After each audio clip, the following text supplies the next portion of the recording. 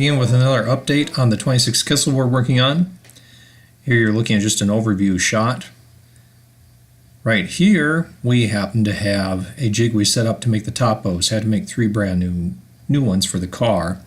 They're made of 3 pieces of 1/4 inch ash laminated together. Originally they would have been made of steam bent pieces, but this is actually stronger than the original and an easy way for us to do it. Looking here, you're seeing a mock-up of how we're setting up those top bows and the slats. Nothing's glued in place or nailed in place at the moment. We're using the original Kissel back piece, which we're going to see in just a moment. There it is. That's the original Kissel assembly, so that gives us the back shape on the car exactly. We already copied the front shape on the car also exactly. So the real goal here is to figure out where the 2 other bows go in the car. Although we know the positions, the exact height had to be figured out, and that's what we're working up here. Here, Trish is shot down from the top looking into the car where you can see the right-hand side, the 3 boxes, that's original wood.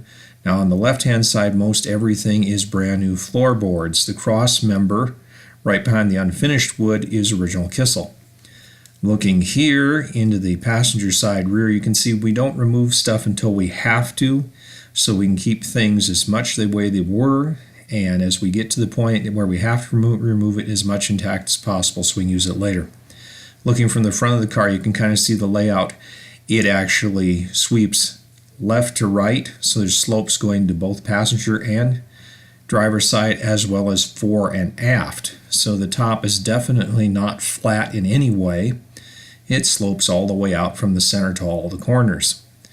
Looking in the inside here, you're seeing that we've actually got the new top bows in place.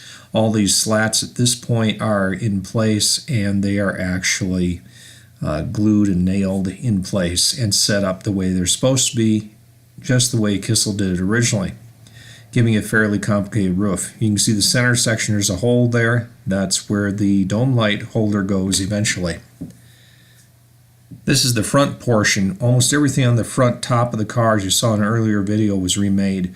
Only the one cross piece, which is darker wood here, is original. The rest of it we had to actually make up based on the original parts. So that's one of the few areas where it's really bad that we had to replace besides all these top slats. Now you see how the top slats are fitted in the back in the original Kissel wood section. Gives you an idea, a little bit of the curvature out to those corners. It's gone down from the center and down from the center in the 2/3 across the top in the car, fore to aft too. So it's actually a fairly complicated curve system on the roof. We often think 1920s cars are square. Not this one. There's very little square on the car. Almost everything's rounded somehow in a most interesting way, and if you looked at it from the top, it's almost a teardrop shaped car, except the back of the car is a little flatter than you would expect in a teardrop shape.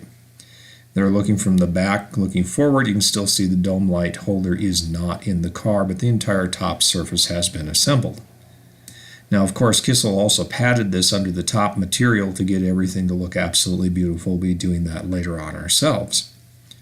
Looking here, we're seeing the driver's side door with some repairs that were done to it. This is as much reference for me as it is for you to see, because you can actually see how the upholstery was done right there on the door top that Trish has taken a picture of. Believe it or not, of course, I'm going to look at the videos later and say, aha, that's exactly how I got to put that back together, besides a bunch of stills I've taken. Here you can see all the lighter colored wood. Whenever you see the lighter colored wood, that's brand new ash that has been put in. The dark wood is in fact original Kissel wood, where we have, whenever possible, salvaged what was there because it was still in good shape, and we only add in wood that we have to. Looking here in the back of the car, virtually everything you're looking at there right now is original wood. Just the lower left corner there for a moment was actually a new floorboard. This is original wood that we're treating and painting, and including the metal, with a product called Exo Rust, which is a oil-based paint, and we're using that on purpose just for the oil because it actually helps out the wood and helps preserve it. Originally it was basically black. We don't know what Kissel used, but the Exo Rust is a good preservative paint. Again, you can see most of the wood is original. We've only made changes as necessary. Now you see that Nice piece of new wood there. Had to replace that. A rat had literally chewed that piece of wood away.